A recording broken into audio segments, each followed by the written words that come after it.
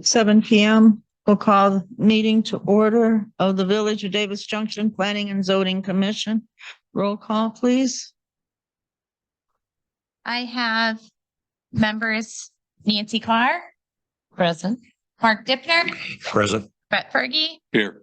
Jennifer Mize, Here. David May, Here. Greg Schwanke is absent, and Chairperson Glenda Bloomingdale. Here. Consideration of minutes from the last meeting. I need a motion. I move to approve the August 24th, 2022 Planning and Zoning Commission meetings minutes. Second, A second. I said. Oh, I think Nancy said second. Yeah, she's Nancy said second. Jennifer makes a motion to approve the August 24th, 2022 Planning and Zoning minutes. Nancy seconds. Do we need a roll call or can we? All in favor. All in favor? Aye. Any opposed? Our unfinished business is a continuation of the August 24th public hearing, which we will now open the public hearing. The public hearing is for USS Junction Solar LLC, a Delaware Limited Liability Company, and property owner Vern Grabby for a special permit authorizing the develop of a 5-megawatt community solar garden. Our lawyer, gentleman right here, will give a brief overview of what the project entails. Sure. From a zoning, so the project, which the applicant will be more qualified to speak to in specifics, is the development of a solar farm, or what they refer to as a solar community garden, I believe, which is, as we'll hear, I'm sure, an array of solar panels that would be placed in the middle of an existing farm field at the location noted in the materials. The property, which is, I think, nearly 70 acres, is zoned AG agricultural. So while this is situated on the property, the solar panel array, the project itself, is going to only take a minority of that space. I think the better part of 30 acres, a little shy of that. So it won't use up the entire property.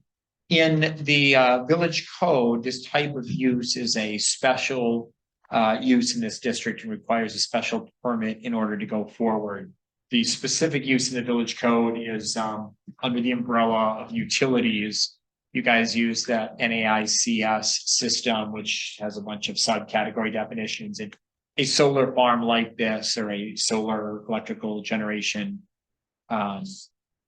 project like this falls within that category. So they are eligible for a special permit, like any special use in the village. What this means is when you guys adopted your zoning code, you identified this type of property, or this anything zoned AG, as being potentially a good site for a specially permitted use. But because these types of projects, and I'm not speaking specifically to theirs, I just mean anything under this utility umbrella, has some special considerations, or is a little bit out of the ordinary, require applicants to come through and get special zoning relief approval, which ultimately comes from the village board, but the body serves as a recommending body that does the evaluation and makes a recommendation to the village board, which will take final action. And your zoning code provides 6 or 7 different criteria by which these sorts of things are evaluated.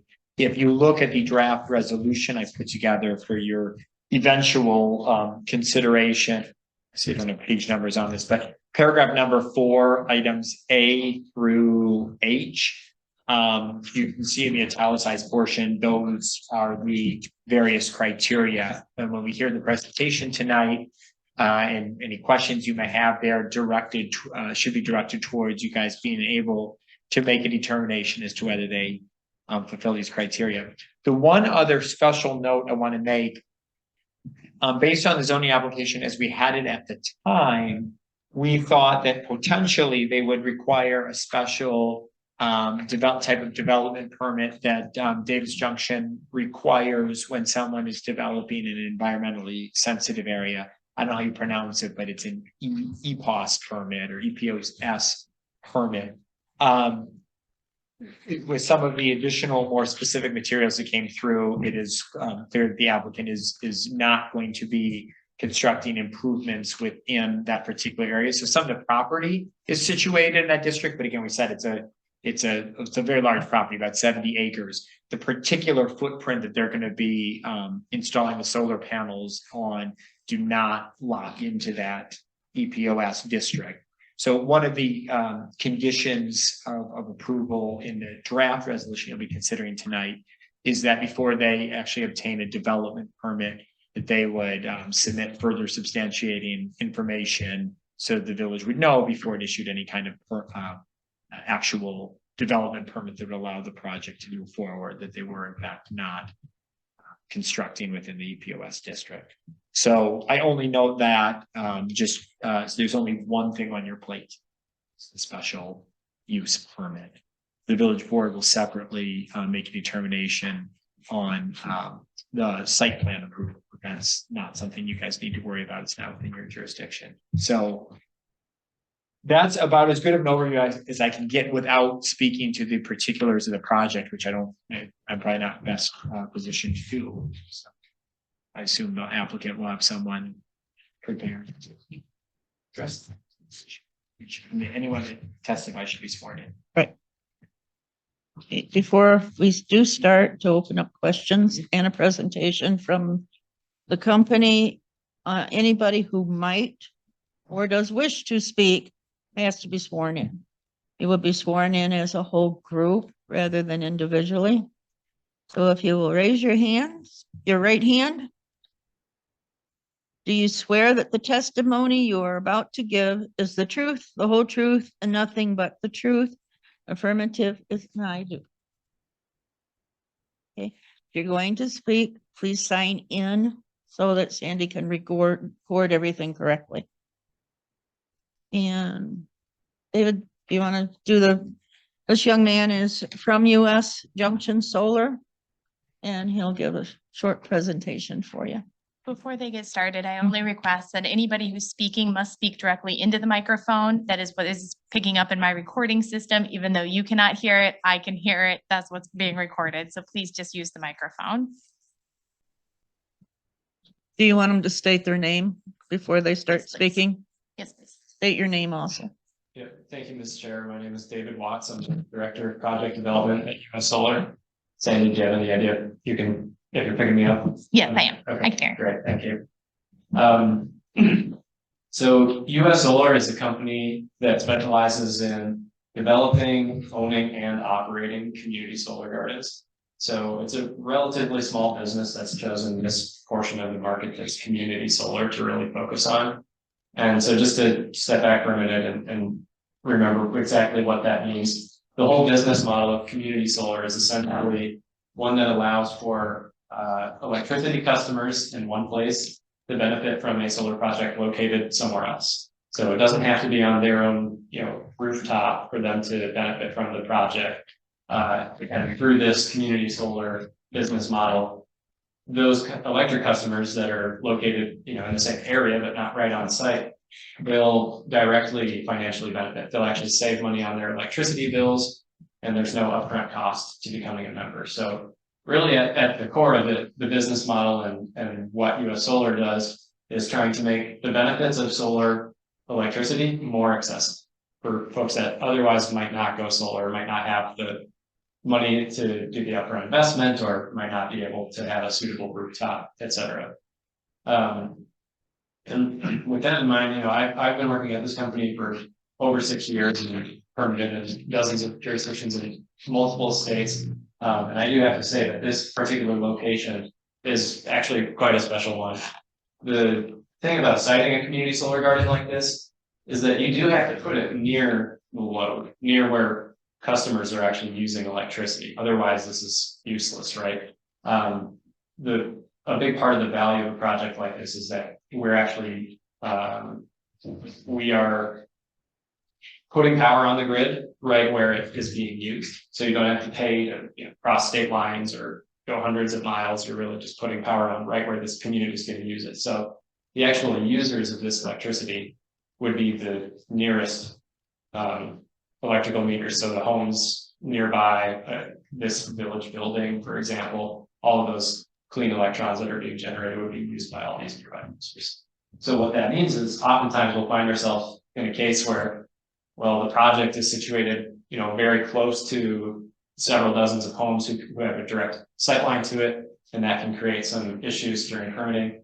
In this case, why I said it was so special is because this is actually practically invisible. I drove by it both on the northern road and the western road just before this meeting and couldn't lay eyes on the field. So fortunately for, passersby and residents who are in the general area here, visual impact, which is oftentimes the number one concern, is not a factor in this particular case. So just to speak a little bit more about other types of impact, not just visual impact. So what does construction look like?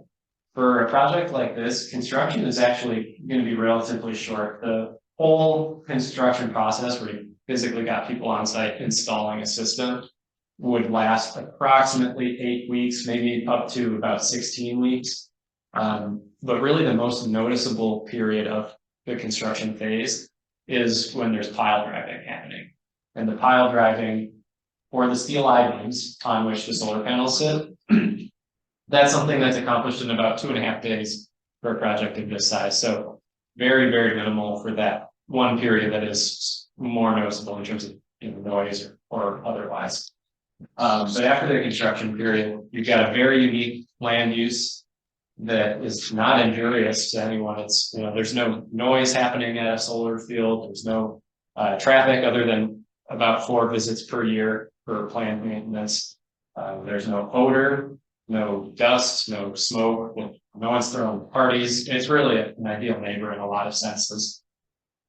And beyond that, it does provide a lot of community benefits as well. So on top of the direct financial benefits that I discussed earlier for the residents and businesses and public entities that choose to subscribe to it, there's also benefits in terms of the local environment.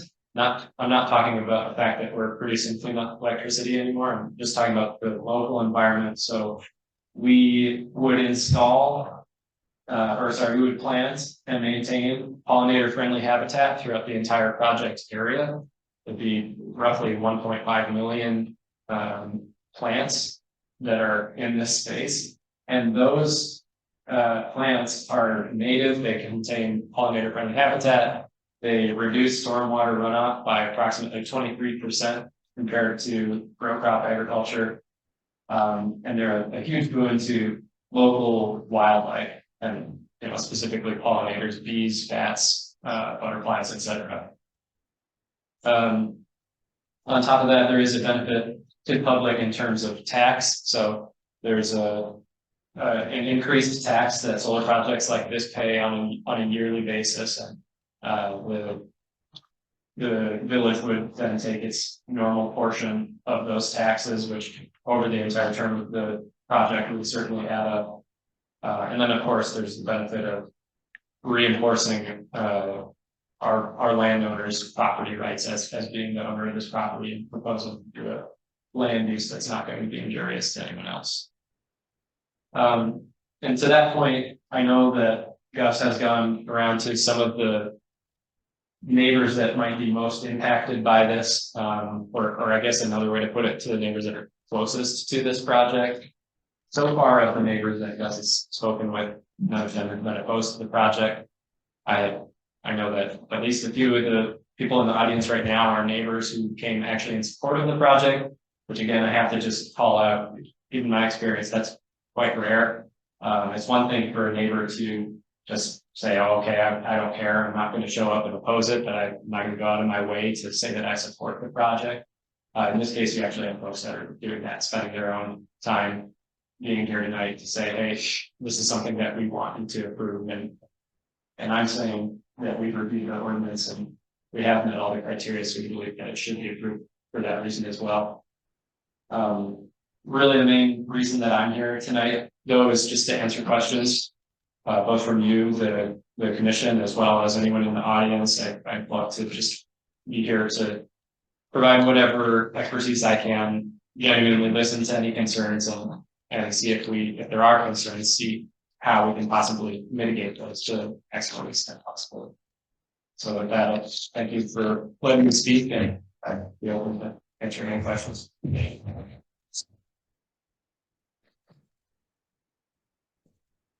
Just so that we're clear, he made a reference to Gus. Gus is Vern. Okay. He's listed as Vern on the paperwork, okay? But they're the same and one and the same. Does the board have any questions for this gentleman? So how does a subscription work? As a resident? Mr. Chair, if I could just respond to that Mhm. question. So a resident or a business or a public entity, including this building, or whatever other meters, associated with the village itself, can subscribe. And so what does that mean? It basically means you go on US Solar's website and you click sign up, you enter some basic information like what's your account number. Within about 5 minutes, you're subscribed to the project.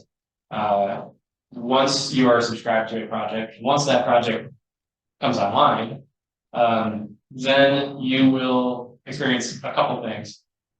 Instead of having a normal bill, I'll talk about my house, because my house is subscribed. So I have a normal bill of about $200 per month. And so now that I have this subscription, I pay approximately $0 to the utility.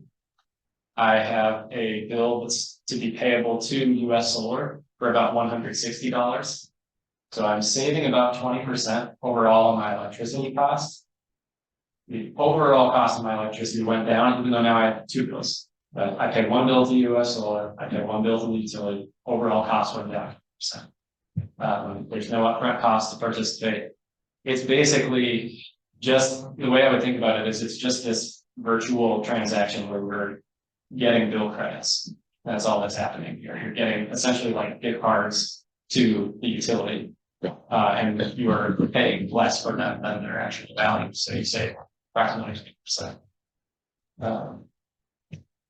And that gets locked in with different contracts and different terms, but typically there's a locked in savings rate so that you're going to save money even if electricity prices do crazy things over time. So you said there's no upfront cost to participate. What costs are associated with participation? Yeah, that's a great question. So in my example with the $200 bill and the $160 that I was paying to US Solar, that's the cost. So you pay, it's a subscription fee, right?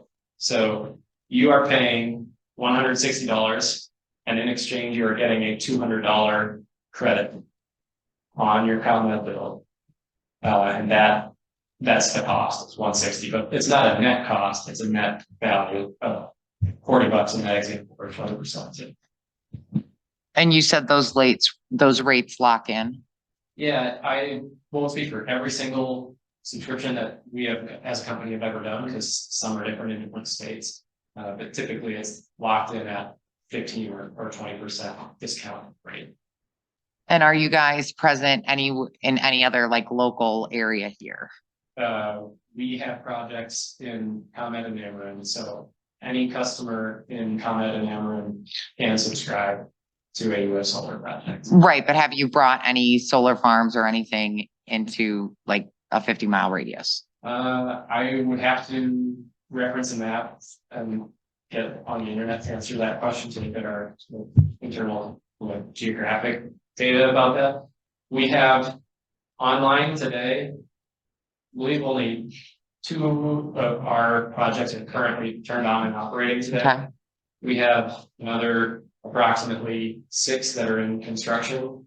And then we've got a very large development portfolio. What we're currently working on right now is about 100 or 120 megawatts. This is a 5 megawatt project. So there's 20 or so of these projects that are currently at a similar stage that have permits or that we're working on permitting for right now.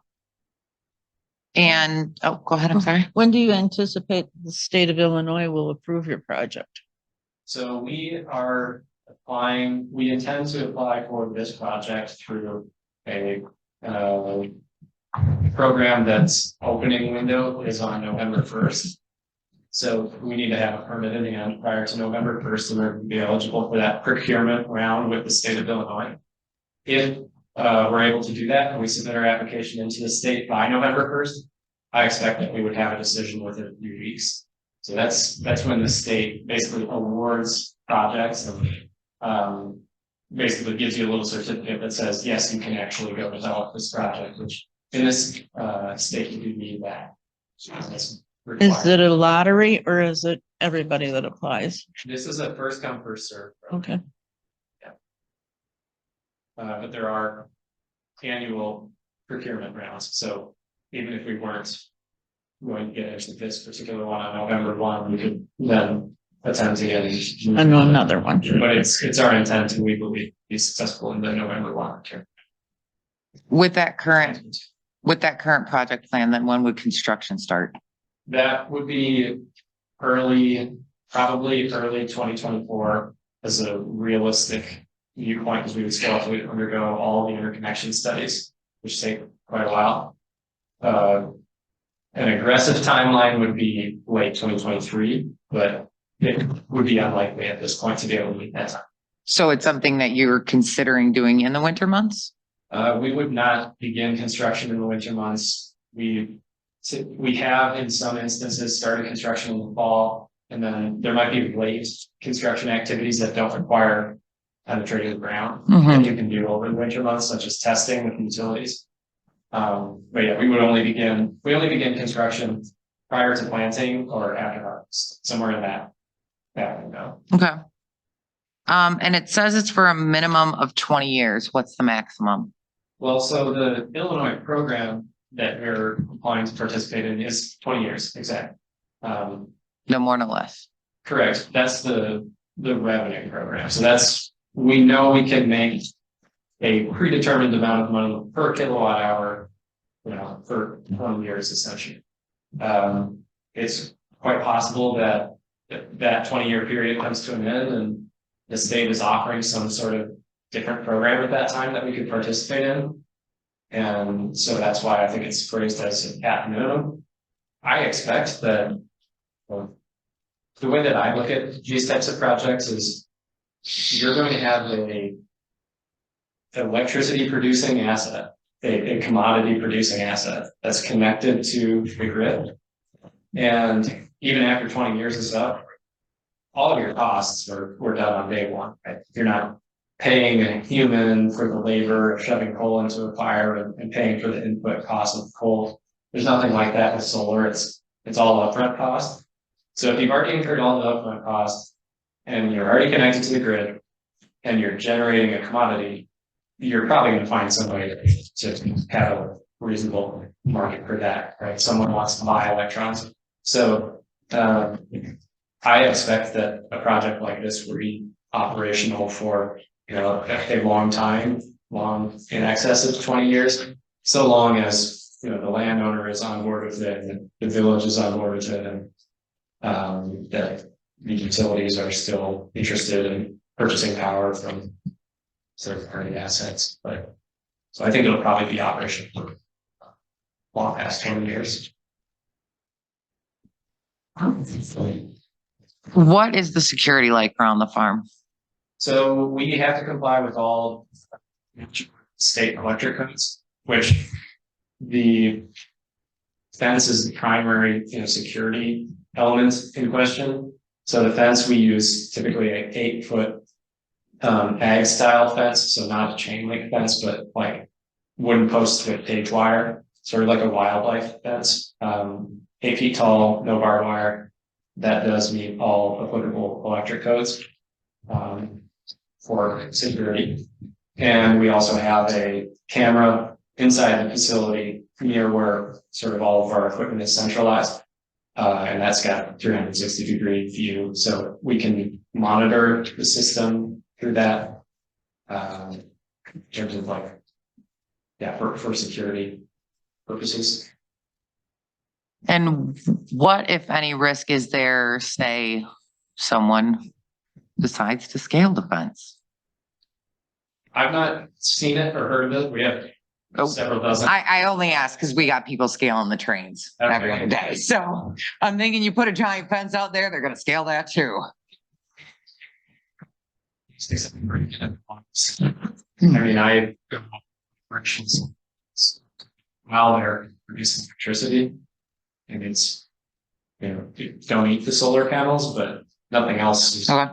really, I would say that it would be eventful, right? And there's not much to see. It's just a bunch of. I don't think sitting on the train is eventful either. Yeah. I don't know why they do it, just hoping there's no risk to them when they get on the other side.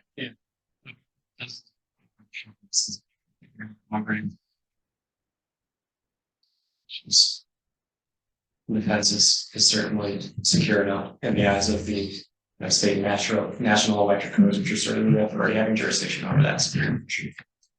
And what happens to the farm in the event your company is no longer viable? Yeah, so this is a great question. The company itself, which in this case is USS Junction Solar LLC, that is a special purpose entity. So that's a company that's wholly owned by US Solar. The reason that it's structured like this, which is the same reason that basically all capital investments are structured like this, is a protection from exactly that question. So if you were to develop and construct a shopping mall or like a nuclear power plant, for example, you would create a special purpose entity, it'd be an LLC, and the only thing it does is that project. And that's exactly what we're doing here. So in the context of this solar project, that's the company that has the lease with the landowner. That's the company that's going to have permit. It's the company that's going to have interconnection agreement with the utility. It'll have all the revenue contracts that guarantee exactly how much money the company is going to make. It'll have the operations and maintenance agreements. It'll have all of these really long-term contracts. Everything that's going in and out of the company happens at that specific company level. So that makes it very easy if, you know, if we made a few wrong bets and we went bankrupt, the company itself, USS Junction Solar LLC, is a perfectly operating, very net flow positive company that could then be sold to any number of companies that are currently interested in owning assets that produce guaranteed cash flow. So like US Bank, for example, and dozens of other companies would probably be knocking on our door saying, hey, can we buy USS Junction Solar LLC? So that's why they were structured like that, as a protection for basically everyone involved, that it wouldn't be financially impacted if US Solar were to go belly up. It would financially, it would still operate the same, even in terms of writing the checks to the landowner to be coming from the same company, coming from USS Junction Solar LLC, so there'd be no interruption to the operation of the project either. And currently, we know there's no visual impact, but with the land on the other side of it zoned for a subdivision, what are we thinking of those? I mean, it's your backyard will be a solar farm, so there is the potential of visual impact. Yeah, I only know less about those plans than I'm sure any of the people on this commission do. So perhaps it's a question for you guys to think about. I think we are generally very flexible and very willing to work with, you know, what you see fit. How I would look at that situation is that typically with land use, we're looking at what are the surrounding land uses, and does this proposed land use conform with the comp plan and the ordinance? And is it injurious to any of those surrounding uses? I think the answers are yes and no, respectively. If there's a consideration about, well, there might be some uses in the future that happen on the east side of the project, I don't think that changes back to, you know, comply with the ordinance and comp plan, and we're not injurious to any of the adjoining land uses.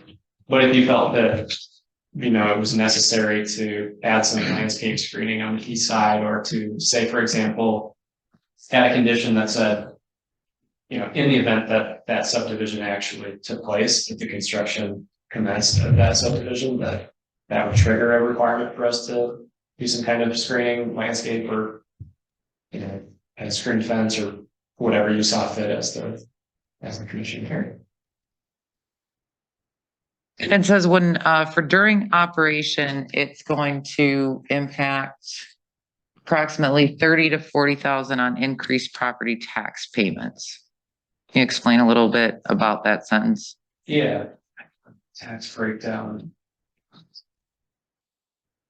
So essentially, the state of Illinois has decided that solar projects of this type are going to pay some sort of predetermined rate per megawatt. So based on the size, they scale how much you have to pay in taxes. And for this particular case, we're looking at, I've got a whole breakdown that shows what everyone's cut is. So I'd have to add them up to see what's the total, but So each individual resident of the community will see an increase in property taxes. no. No. Sorry, if I gave that impression, that's definitely not. Okay. The solar asset owner, which is USS Junction Solar LLC, Mm-hmm. has a tax obligation because it's a solar. So it's not related to property taxes of our landowner or of any of the residents in the community. This is specifically a tax on the solar asset So the LLC has to pay a property tax on that. to the state, which then gets divvied out to the schools and, you know, the village, et cetera. And that's an annual tax obligation that we'll be paying. It's increasing the tax base. It's not increasing the tax obligation for any of the residents. Mark, can I make a follow-up statement to anything? With the board, can I interject something that the village board has already discussed on that? Sure. So with regard to the property taxes, when Ryan from US Solar came and presented to the board back in May, there was a discussion about this property tax increase and that the value of the land will increase and provide additional property taxes to the village of Davis Junction. William Luxing is our finance trustee and pointed out that the village of Davis Junction is the lowest taxing entity within the Ogle County. And so the increased property tax revenue to the village of Davis Junction itself, he would estimate about $100 a year. So that's what the estimate is on the property tax increase Of the landowner's parcel. of the landowner's parcel that would be payable to the village because we don't charge a high tax rate. And separate of that, there's tax paid by the actual project owner, USS Junction Solar LLC, to the state of Illinois for being a solar. That's just an annual tax obligation. That's in addition to Yeah. the small tax increase that you're referring to. And what's I guess, I don't know that I'm allowed to ask questions, so I'm not technically on this board, but what's the division of that tax? So like motor fuel tax is done by acreage or is done by population throughout the entire state of Illinois. And so if your solar tax is being divided between the 1,500 communities within the state of Illinois, how much is the village of Davis Junction going to see? Yeah, I haven't. I'm not sure exactly actually who provided it, but I have a breakdown for like how much Ogle County gets, how much Davis Junction Village gets. It's estimating between $624 and $832 for Davis Junction Village. I might have to follow up on that to confirm exactly how that number was derived. But that's the number that I have in terms of A year? village per year.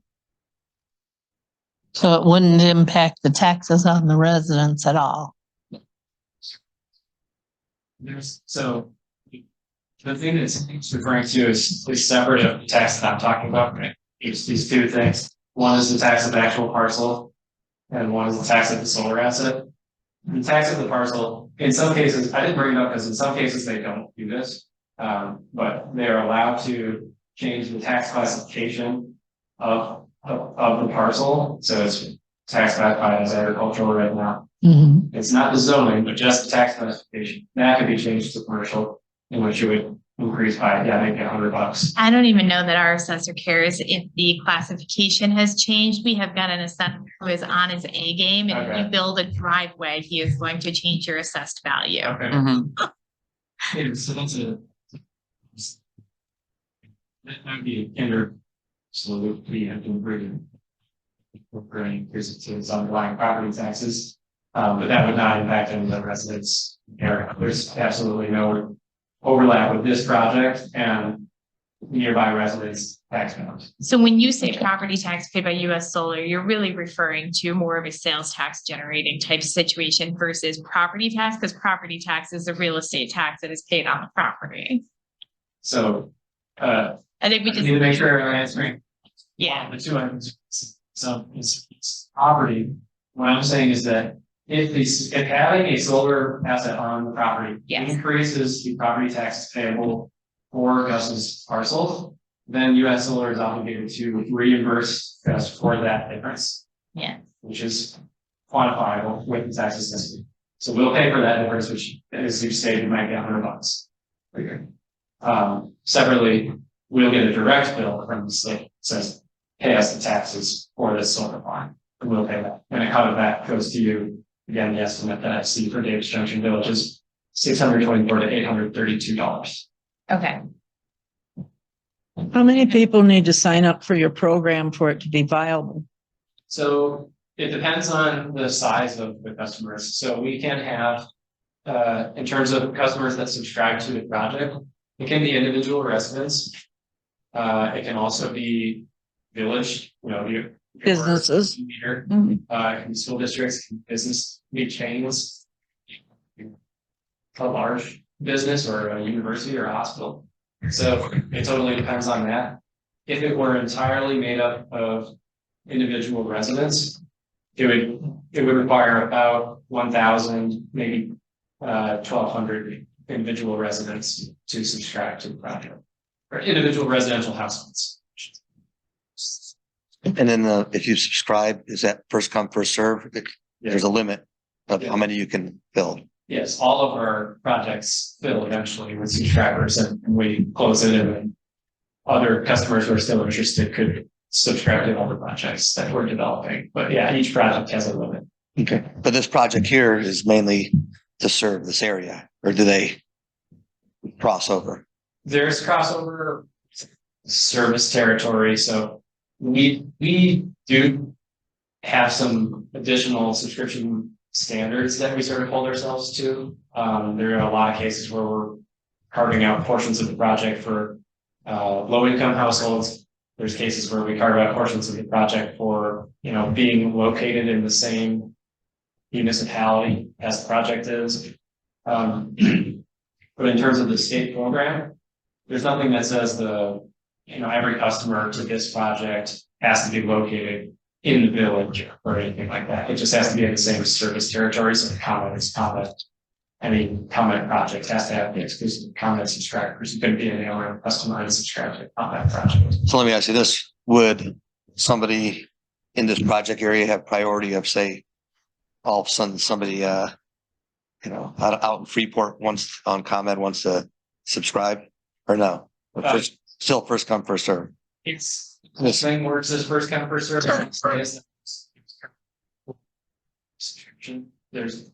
We're not fighting over it quite yet. So anyone in this community who wanted to subscribe to a US Solar project absolutely has the chance to. So we're not in an issue where we're hoarding the whole thing for customers that are far away from.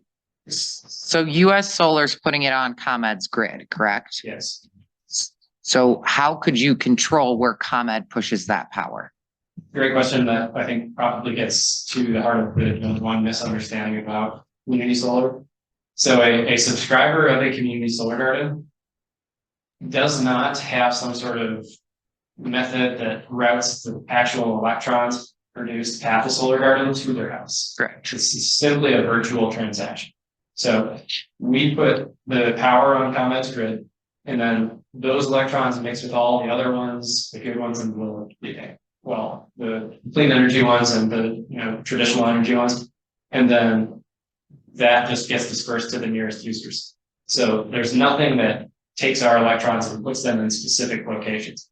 It's just power. And instead of ComEd paying US Solar per kilowatt hour that we produce, which is sort of the typical way that power purchase agreements work with utilities, instead of just getting that payment directly, the whole community solar method just says, well, let's take that value and let's disperse it among the community to the various subscribers.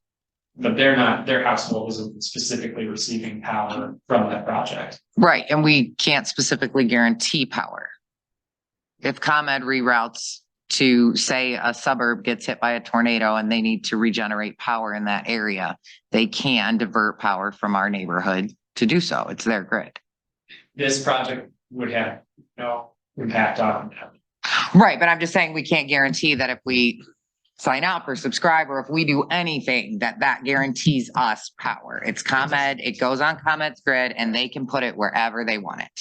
Correct. Yes. ComEd has control, for load management of its grid, including the electrons from this project that ultimately go on its grid. One thing that does impact the reliability very slightly, mostly our project has nothing to do with that consideration, but one thing that it is impacting is we have to put new electricity on the grid, and ComEd as a result says, okay, let's study this. I want to understand, can the grid as it is today, can it actually accommodate that additional power safely and reliably? Is it okay for us to inject 5 megawatts of power right into this location? And so they take maybe 6 or 10 months to study that question. And we pay them, I don't know, $60,000 to study that question. And they come back with an answer of yes or no. Can you actually safely and reliably do this? And if yes, how much is it going to cost? And then the cost of the upgrades that might be necessary to accommodate that additional power are paid entirely by US Solar. So we are, in the average case, we're probably, for a project of this size, we're paying about 1 million, maybe 1.3 million in upgrading the electrical infrastructure of this community, of this area, like these power lines going from the substation, which is right over here, to the point that we're interconnecting. If those lines are old, or that for whatever reason they can't handle it, or if the substation itself needs to be upgraded to allow for bidirectional power, all of that stuff gets paid for entirely by US Solar. So we're improving the reliability of the local infrastructure and renewing some of that aging infrastructure at our cost, no impact to ratepayers or taxpayers from that. Did Exxon decide to close the nuclear plant? Will that affect anything with this solar garden? That would not impact this project. That would impact future procurement rounds at the state. And it could be this type of program with community solar, it could be regular traditional power plants that result from that. You did make a comment earlier, something along the lines of, as long as the utility company wants to continue, participating with the solar, what exactly, is there a chance that ComEd can say we no longer want to? What was that comment? Not about? the first 20 years. Okay. First 20 years, state law that says exactly, the third party developer can put power on the grid and the utility has to pay X for those renewable energy credits. And then separately, we have subscribers who are guaranteeing us a specific revenue amount per kilowatt hour. After that initial 20-year period, who knows exactly what's going to happen, but I guarantee you that I'm going to be able to take 1 kilowatt hour generated from clean electricity at that location, and I'll be able to sell it for more than zero, right? So that was my point, is that it produces a commodity. It's like gasoline. If you had a magic machine that produced tens of thousands of gallons of gasoline, and let's say you entered into a contract with me that said, okay, well, I'll buy that for $3 per gallon for the next 20 years. That's a good deal for me because I have this thing that I already paid that upfront cost for, so I'll do it. But then at the end of the 20 years, I could probably go out and find someone else who wants to do a deal of some sort on that commodity. So it's the same sort of thing where Yeah, I mean, maybe it's not even ComEd at that point, but we could enter into any new revenue contract or any new utility agreement. Even just at wholesale power rates of what anyone can get for putting any electricity in the grid in.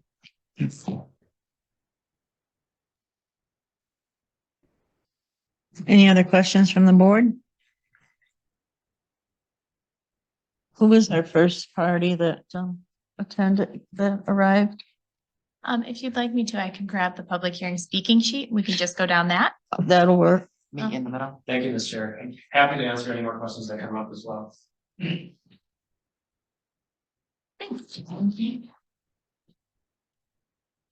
The first one listed is Rick Fritz. Mr. Fritz, do you have anything to say? Well, either, yes, question. Either way, you have to stand and use that microphone, even to ask questions as simple as that. I may just give him his own microphone. You give him mine. Sandy was clear. You had to stay at the podium. Yeah, give me 1 second. Put some batteries in it.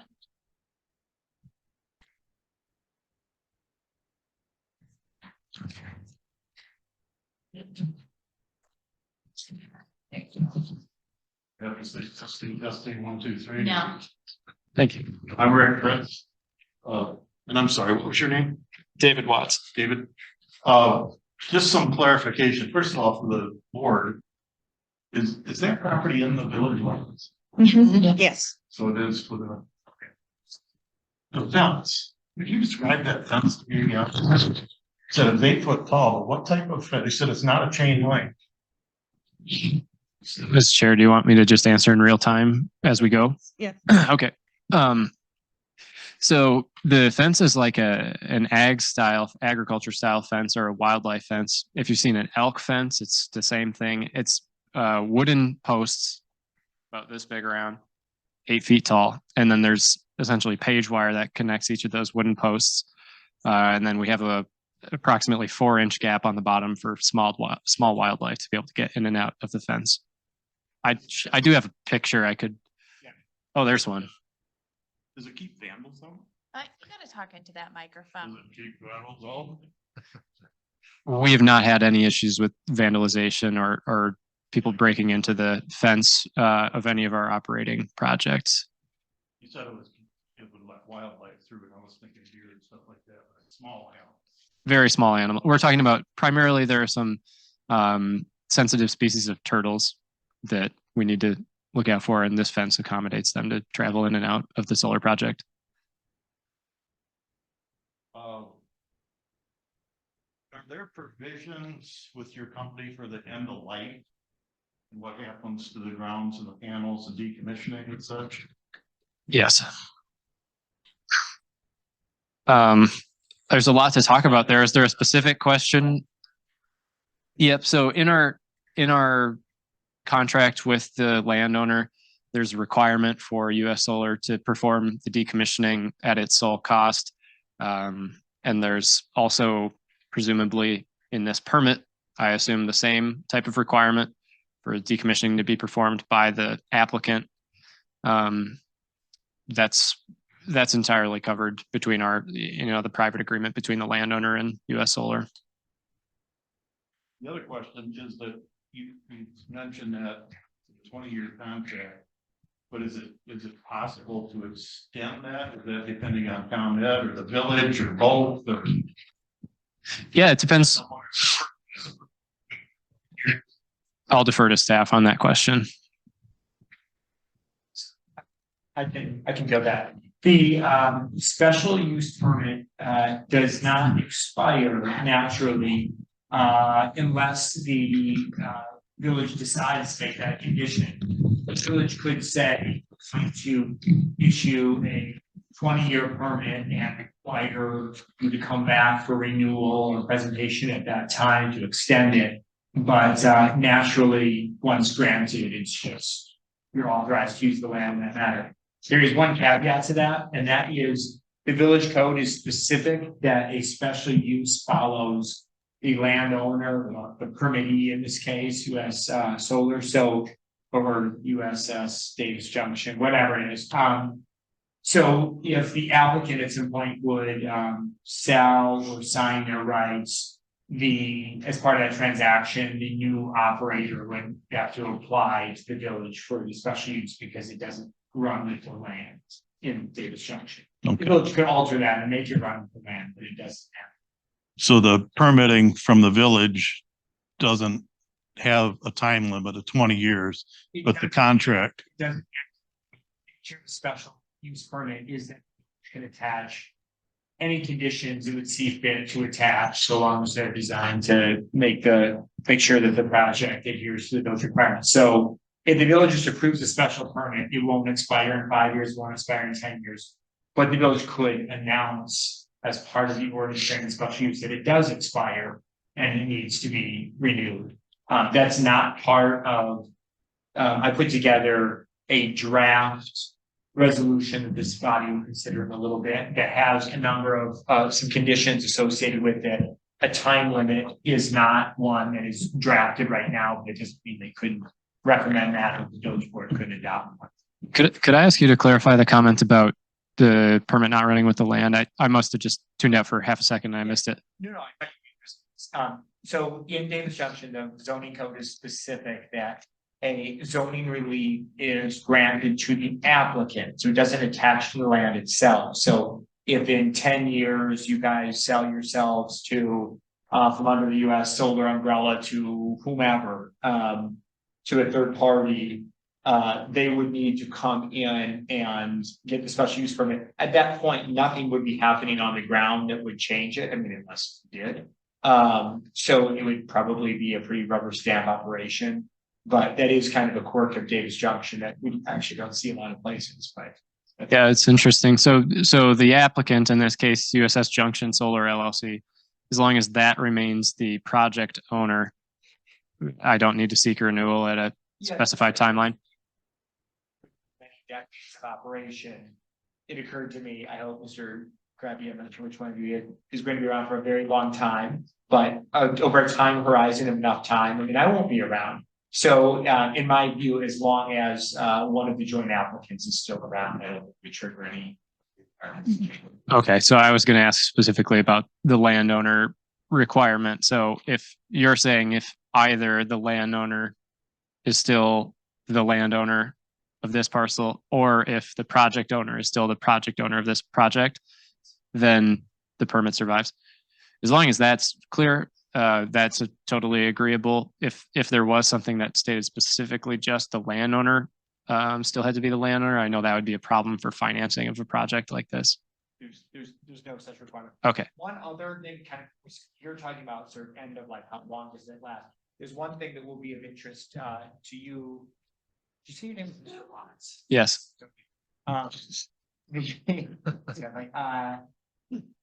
The village, by the terms of its special use permits, it's just, this is not a condition that you make, it's just part of their code. It is good for a year once issued, and within that year, somebody's got to put a shovel in the ground or permit or whatever. I know you mentioned 2024. That's not necessarily a problem. There's just maybe an extra procedural hoop that's fairly simple, but that we'll need to go through to have the village extend it if, as it turns out, due to financing or approvals or whatever, there's no shovel in the ground, 1 year from, by October 1st of 2023. If the board is supporting the project, I don't foresee it being a significant obstacle. It's just something we'll have to bear in mind. They will have to make an action to extend it out beyond the year that it's good. I understand. Thank you. another question is the contracts with the homeowners or business owners. Is that a year-to-year contract, month-to-month, or how does that work when they sign up for that? I would have to double check how our residential subscription contract works in Illinois. They're different in each state, and residential would be different than probably what we would enter into for business, but I believe they are for the 20-year term of the project. So you would be signing up to say, for the next 20 years, I would rather have savings on my electricity bill as opposed to no savings on my electricity bill. But because of the nature of the guaranteed savings rate, you're not putting yourself at risk of spending more money than you otherwise would with your bill. So you tell someone, hey, I want you to enter into this thing for 20 years. That sounds pretty scary, but Yeah. then you look at it and you learn, oh, okay, well, I would rather save money than not save money, even if I save money for 20 years. And then there are also like, you can get out of the contract. It's not like you're required to stay in forever. Even in that 20-year period, you could get out early for a small fee that would be exceeded by how much money you had already saved. So it's fairly flexible in that regard. That's what I was wondering, if it was a 20-year contract or if it was a Yeah. yearly contract or how that exactly. Yeah, it's something like, I think it's something like $100 if you just decide you want out of the deal, but you would have already saved $100 in the first couple of years, probably. So generally it hasn't been an issue for any of the people that have subscribed with us once they learn about what the factors are there on savings versus termination cost. Last question is, the end of life recycling. I keep hearing that they can't recycle the panels because of the way that they're made, and there's metals and stuff in there, but they can't be separated. I guess I'm curious about that and where that's at. I mean, is there stuff that's been happening with that that's proving that wrong, or can they be recycled, or? Yeah, so this is a topic that we could probably spend the rest of the night discussing. The short, Saved it for last. yeah, appreciate that. The short answer is that there's a lot of crazy information on the internet, and there's a lot of weird stuff that you can read about this. I can tell you in practice, we are already recycling solar panels in the cases where we have breakage during construction. So we actually expect a certain amount of solar panels to break during the construction of just somebody is, getting a little lazy and they accidentally drop it out of their hands and the glass of the solar panel breaks. In those cases where that might happen to, say, an average of 3 solar panels per installation per project, we've got 5,000 solar panels or so per project.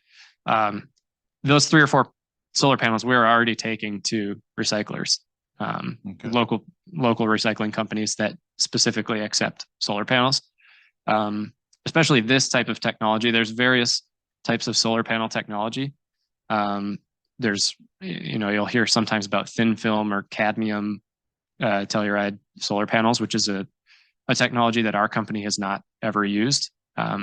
So we use polysilicon solar panels. There's not a hazardous material in there that we have to that prevents us from using just sort of a recycling company that accepts solar panels. So that is solved for currently, but I think, given that we live in an entirely market-based society, once solar panels are being decommissioned on a large scale where you're having, tens of thousands or hundreds of thousands of solar panels removed from the dirt per year, well, then there'll be a whole marketplace for it. Mhm. And that just doesn't exist right now because it's not happening yet. So I think, look forward 25 years, some projects will start to be decommissioned around that time. And that's when you'll start to see entire industries created around the, not just recycling, but the, upcycling, turning those back into usable solar panels again by taking their components and putting them in new applications. And so that's going to be an entire industry that'll be really exciting to watch, but doesn't really exist yet. But basic recycling, we're already there. Okay. I lied. There's one last question. Okay. The solar panels, as they get older, they degrade and they put out less power. Does that affect the contract at all? I mean, I assume you're probably not selling 100% of what you're making, or maybe you are, I don't know, but Which contract are you asking for the about? landowner. The landowner? No. Business owner, whatever, that's buying your power. No, the landowner, the lease rate is on a per acre basis and the acreage does not change over time for the project. Okay. So that's, The output of the panel. yeah, I was going to If answer that. that's going to decline, does Yeah. that affect? the Yeah, contract? so for those customers, which it's true that the output of the solar panels does decline. It's estimated to decline by 0.5% per year. and it's warranted to still be producing at least 80% by year 30. 80% of its day one production 30 years later, which is actually tremendous. It's really good compared to other similar technologies. So in that case where the production is declining for a residential customer, let's say you subscribed and we're looking into the future, and now that same solar project is producing a little bit less. The impact for you is that you will pay a little bit less to US Solar, and your bill credit will be a little bit less to or from ComEd, but your net per kilowatt hour is always the same. Okay. So there'll be just overall slightly fewer kilowatt hours, but the savings rate between what is ComEd giving me on my bill credit and what is US Solar charging me for that kilowatt hour, that's always going to be fixed. Okay. Yeah. All right, thank you.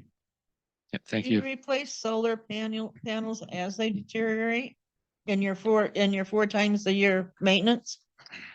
No, we are not in the habit of installing new solar panels where old solar panels are just slowly degrading.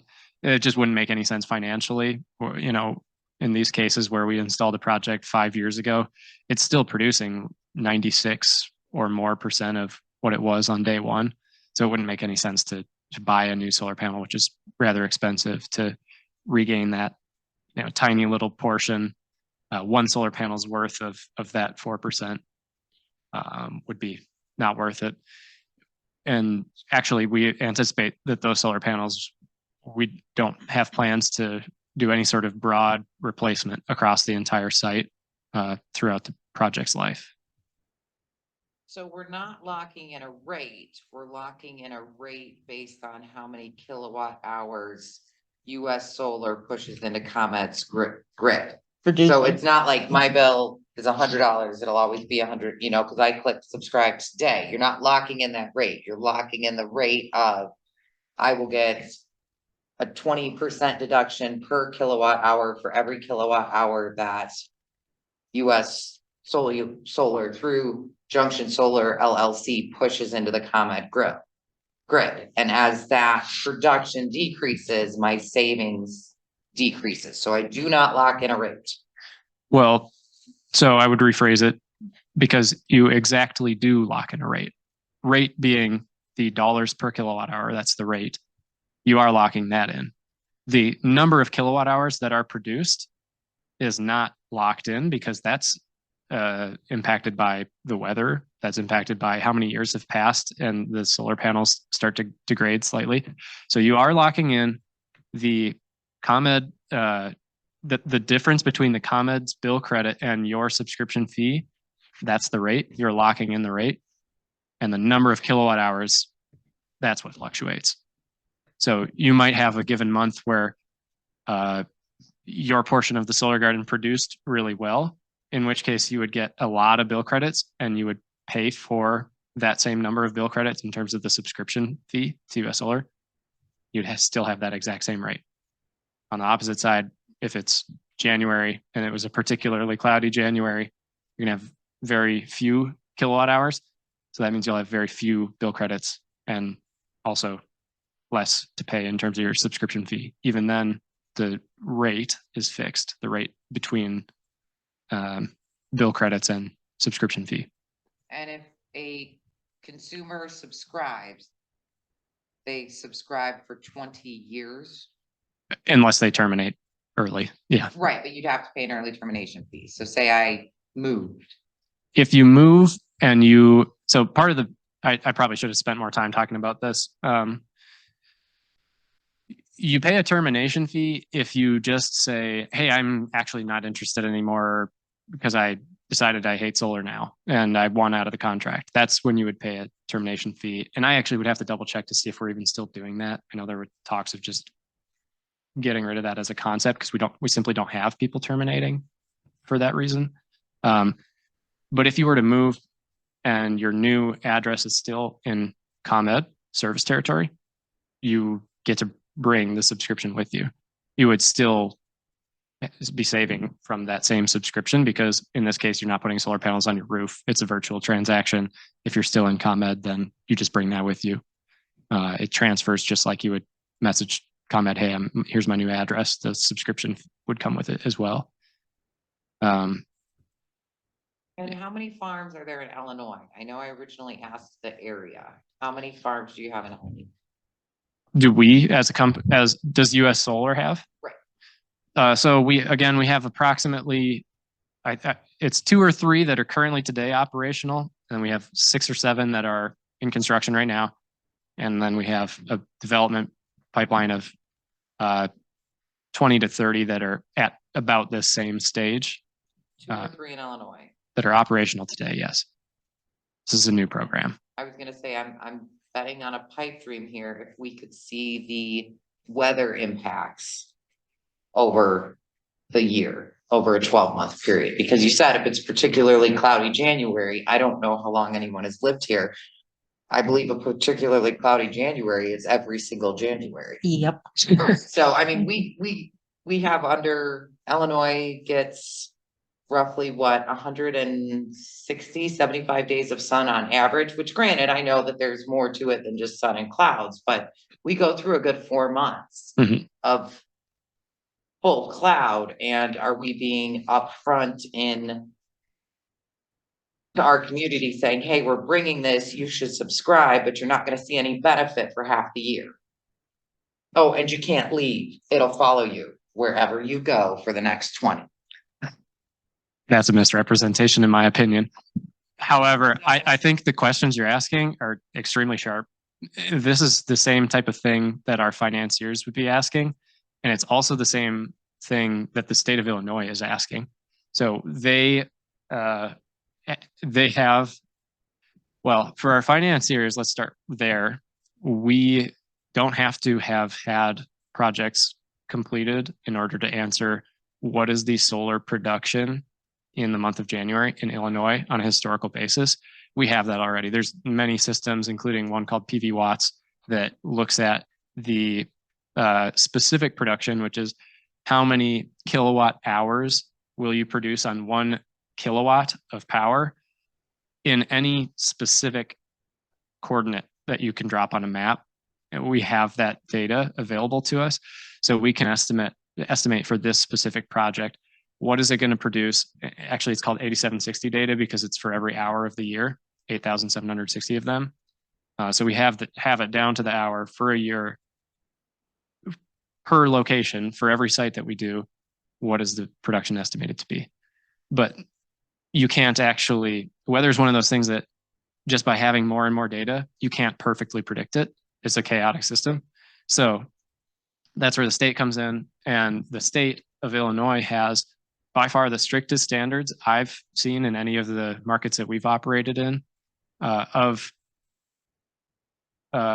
advertising and how you're communicating to the consumers about the products that you're offering, which is actually a great thing for, in my opinion, for a company like us, because we're always very upfront about it. But there are cases in other markets where you might see a different solar company try to kind of paint a very rosy picture.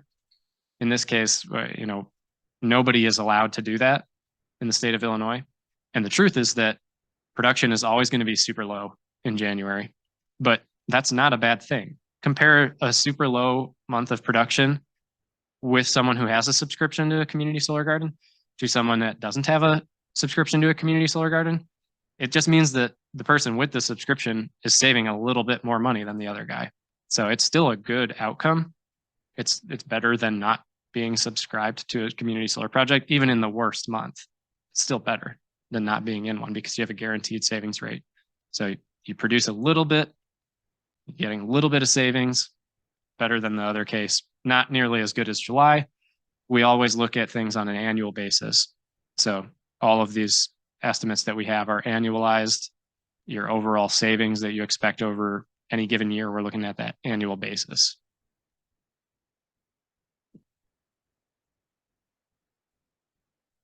Sandy, our next person. Vern Kirkby. That's you, yes. Hold that mic. Hold this mic. No. There you Wants me go. to keep this one. Yeah. Thank you. I'm gonna call that your mic. Okay, thanks. I didn't realize I was gonna be the next one speaking, but I am the owner of the land. I have to be a little careful because I am under a confidentiality agreement. This is the agreement I have with that company. You know, it took over 6 months to work this out. I will say, it seems like there's some people concerned how long it is. I can't tell you how long my agreement is, but I did negotiate less than what they wanted.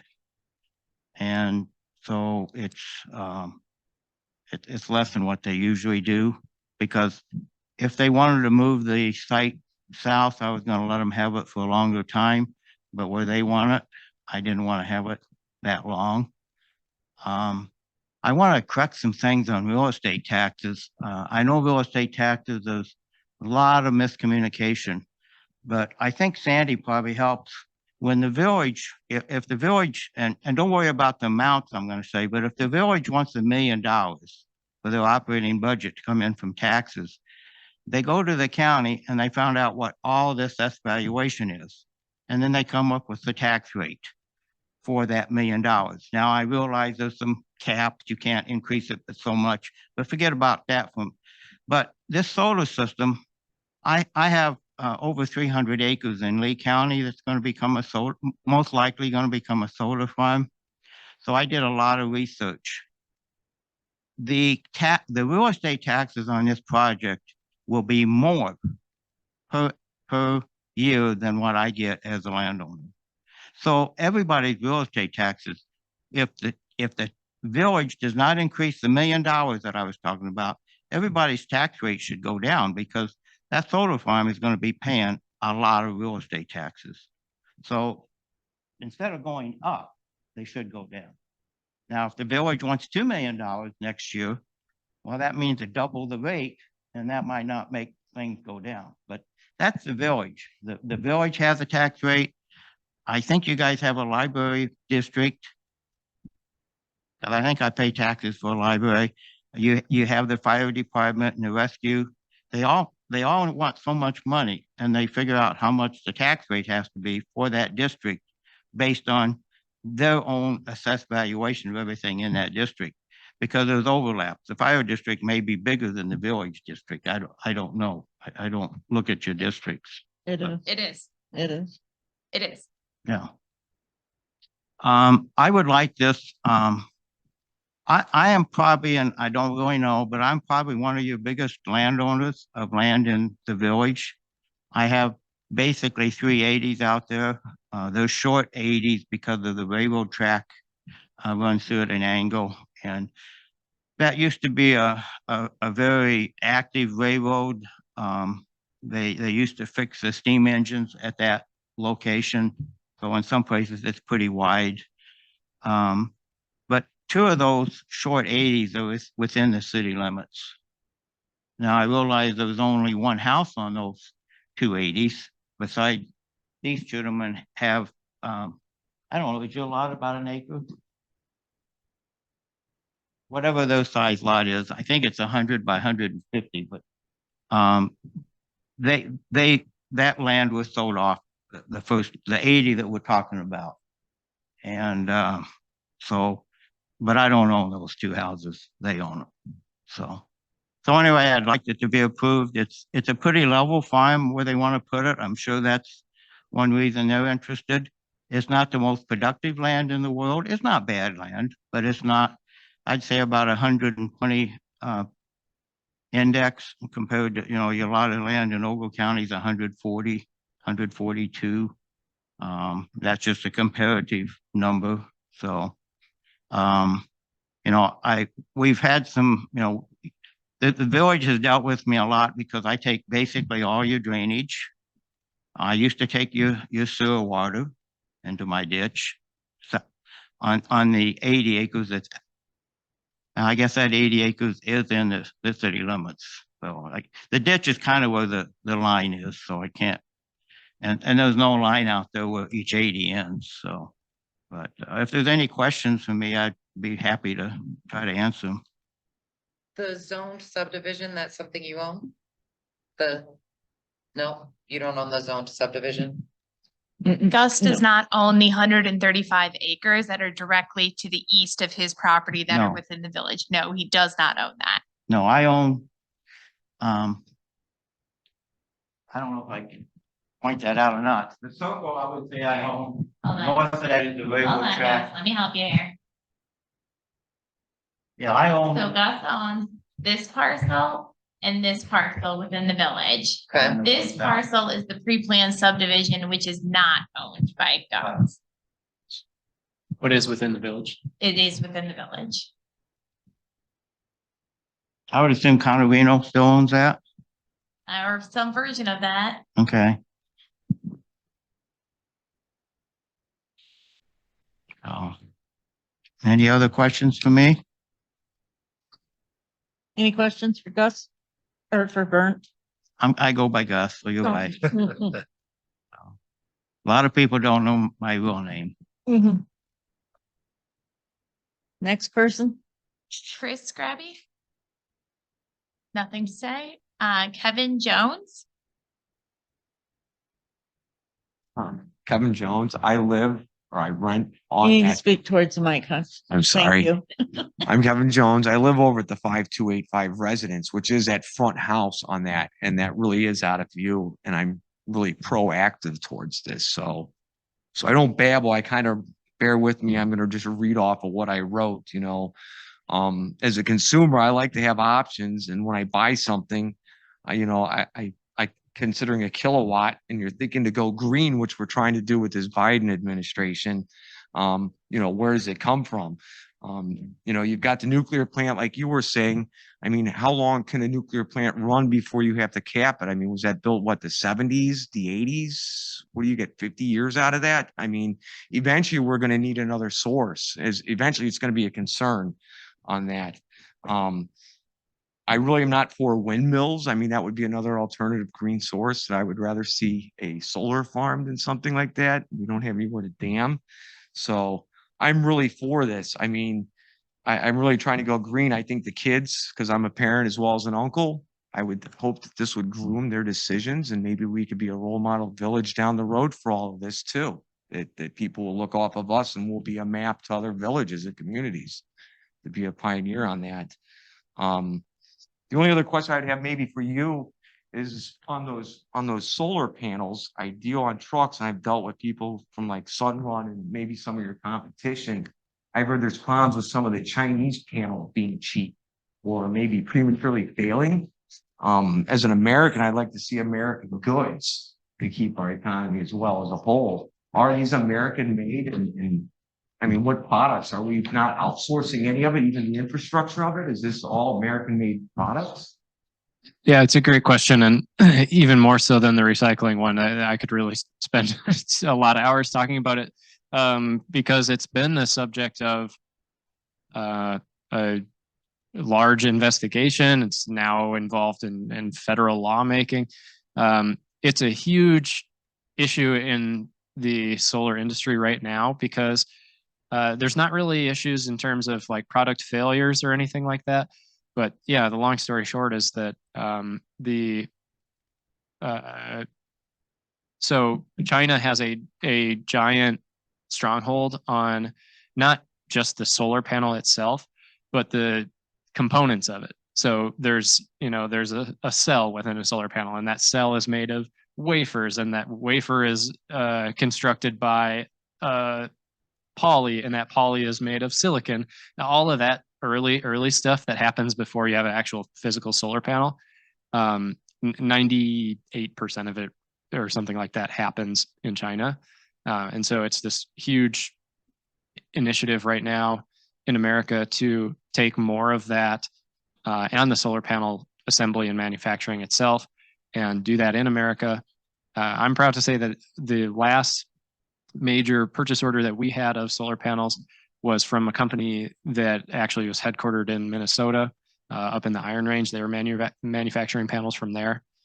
We bought 40 megawatts of solar panels from there. This is a 5 megawatt project. So eight of these projects worth was our last purchase order. And that was from It's called Helene. It's a pretty cool company. You're seeing a lot of other companies try to replicate that. So I think we're going to have a lot of options. We don't have to decide which company we purchase solar panels from today because the availability, frankly, you can't predict it that far in advance. So we'll be able to make that decision, 6 or 12 months down the road about exactly which manufacturer of solar panels we'll be using. But given the massive push to have the US manufacture all these products that are being used in the industry, I feel good that we're going to be able to do that. Yeah. Just curious. Yeah, it's something that's evolving still and definitely going to be exciting. There's a lot of volatility in the supply chain right now. I mean, supply chain for everything globally has been pretty crazy, but solar panels especially. Yeah. You are pro-American. Absolutely. Yep. Yeah. And we're, we do business exclusively in America as well. We're focused here. So yeah. And I still support this. When we have the chance. Yeah. All right, I'm done. That's it. Thank you. Next is Phil Scandroli. Get caught in the chair. As she said, I'm Phil Scandroli. I think most of the long-term questions have been answered.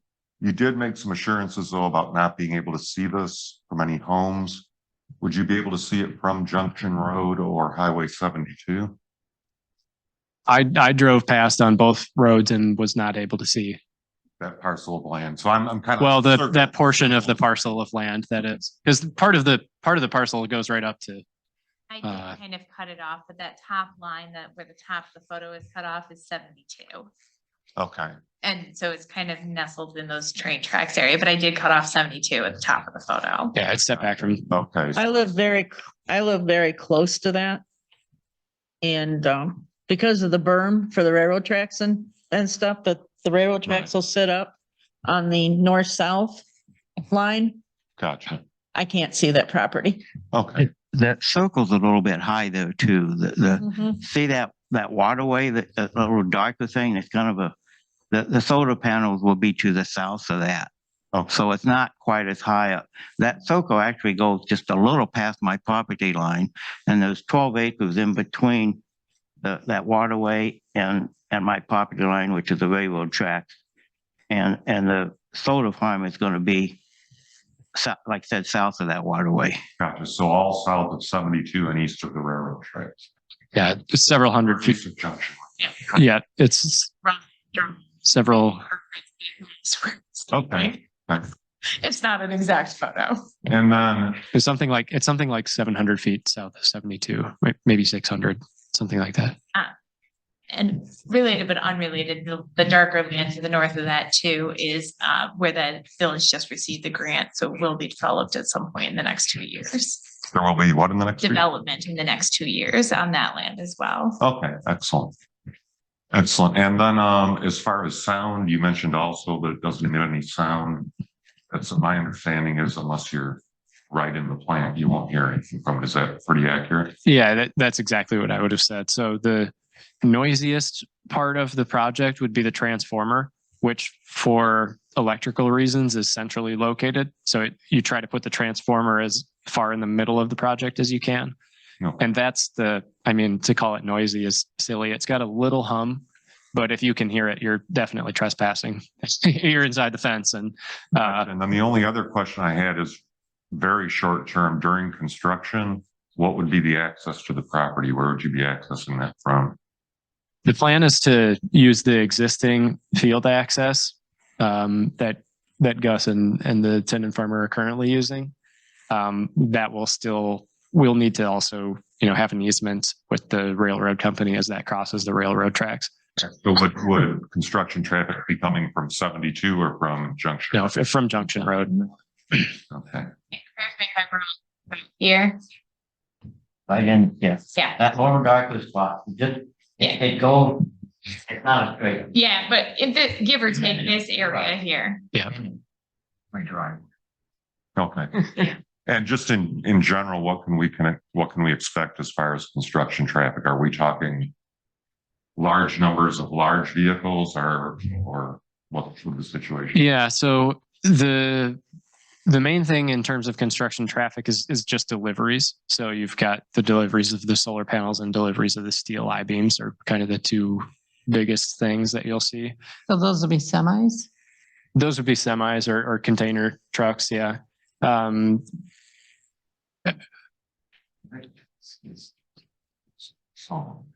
Yeah, in terms of the actual installation, but I think the question is about like the vehicles that are bringing in. That road out already with the railroad tracks. Yeah. Yeah, all the subdivisions dumping out onto it. There's something Yeah. there about the maximum is gonna be 40 trucks. Sure what the construction. Seems like I read. Yeah, they have it pretty well staggered, so you're not going to have the delivery of solar panels on the same day as the delivery of the steel I-beams, for example. And even the solar panels might be broken up into multiple days. So don't hold me to it, but best guess is something like the maximum you would have in a single day might be like 7 or 8 deliveries.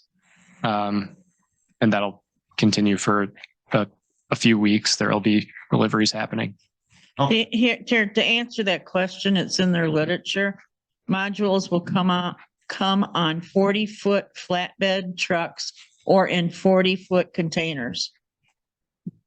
No more than 30 deliveries for all solar modules. No more than 20 container trucks to deliver racking materials. And expect no more than 5 deliveries for inverters, switch gears, transformers, battery storage components. And 4 trips for balance of plant equipment in containers that are 40 feet or smaller.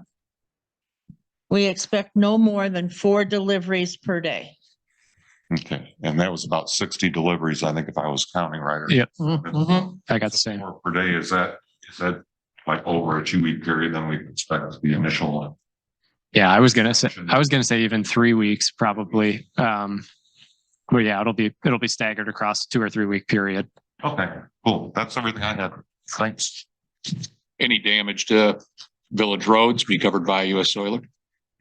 Solar? I think that's something that you as the commission should consider, or maybe it's already in your ordinance. It's fairly typical to say that damages would be paid for by the applicant. We would be very agreeable to something like that. It's usually not an issue on a road like that. Sometimes we install solar projects that are accessed off gravel roads. It's more applicable there that you'll have, you have to spend money to do dust coating and stuff like that. Right. For this road, I wouldn't expect there to be any damage, but we'd definitely be agreeable to a condition that we would reimburse or pay directly for repairs. Does US Solar or Junction Solar LLC, however that goes, typically do confidentiality agreements? And what is the reason that is needed? So the confidentiality provision in the site lease that Gus mentioned is typical in our site lease and in everyone else's site lease. We include that usually because at any one given time, we might be talking to 5 landowners in an area about a potential project, and we're trying to figure out who is going to actually sign a lease. And we ask for that to be confidential for, so that those parties are not sharing with each other if one's getting a better lease rate than the other because they happen to be closer to the substation. Or really the main reason that's in there, in my opinion, is because when it does come time to permit the project, we want to be very intentional about explaining exactly what the project is and how it works and how it's going to benefit the community and how it conforms to the ordinance. We want to package that all together very professionally and share it. And also, really what we're trying to avoid is a case where, Gus tells one neighbor about the project, and then that neighbor tells another neighbor who tells another neighbor, and it's a game of telephone. And all of a sudden the solar panels are going to be 30 feet tall and they're going to emit glowing, ominous red lights. So we try to avoid the game of telephone and just have the conversation of permitting at the appropriate time, if we even ever get there. There are some projects that don't ever get to this stage. And we would rather not get the community all riled up over a project that may or may not happen. So we feel we've de-risked the project enough at this point that it's time to start having those conversations with the community. You avoid price fixing too. Yeah.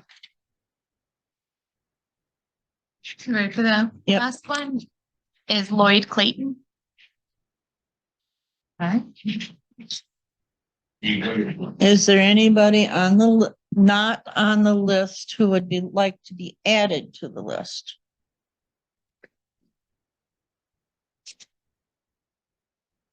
Well, then, I had just one question. yeah, When you're putting in the steel beams for the panels, just how violent is that?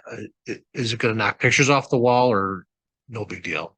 It's really just a noise thing. Okay. So not going to be noticeable from a nearby home in terms of vibration or anything like that. As far as the noise, it is noticeable. You will notice the noise if you're sitting at home with the windows open, 500 feet away, you'll hear it. But again, that's going to be limited to about 2 days or 2.5 days during business hours. I would say it's probably not any louder than an airplane going over. Or the train going Flight by. plan. Yeah. Have there been any other communities has there been a community where you were unsuccessful in installing the solar? Unsuccessful in getting a permit or unsuccessful for any reason? Let's go permit first. Yes.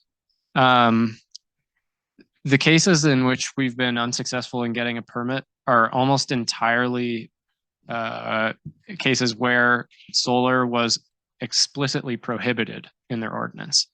In other words, in your ordinance right now, it says if you're in the ag district, it's a special permit. In their ordinance, it would have said if you're in the ag district, it's prohibited to have solar at all. In those cases, and I can think of about 4 or 5 of them, we were denied, and that ended the project. So we don't really have the same experience in cases where it's explicitly permitted through special use review, where we ultimately get denied. That doesn't really happen. There's a few cases where that did happen, and it was a wrongful denial and later overturned. But that's the extent of the instances that I can think of off the top of my head. What would be the concerns at the Ogle County board level for your other projects that you've got going around Ogle County? Yeah, we have, I think 3 projects currently before Ogle County Board. And those are, the primary concern, at least from my perspective, is, I'm trying to remember, I'm getting them slightly mixed up in my head. There's one project that's very close to a municipality, not directly in the municipality, but in the 1.5 mile, I think it's called the planning area. And in that case, when we got to that meeting, there were approximately 80 residents who had shown up and had clearly organized on Facebook or something to say that we're going to oppose this project. And that project, although it's not completely final right now, it doesn't look very good for that project. The other ones in Ogle County are proceeding and look good. I believe the rest of them will be approved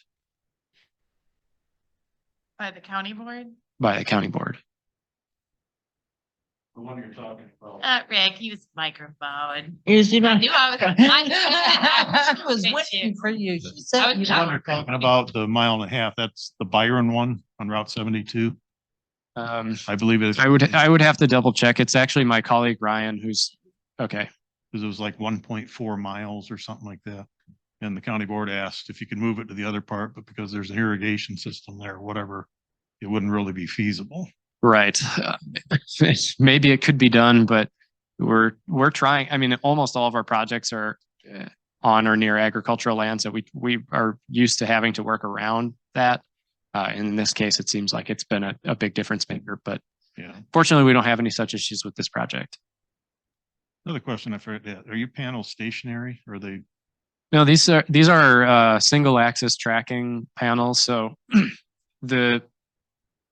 a lot of solar panels, especially kind of earlier in the industry, if you look back 3 or 4 years, a lot of projects were installed that were called fixed tilt. They just permanently face south.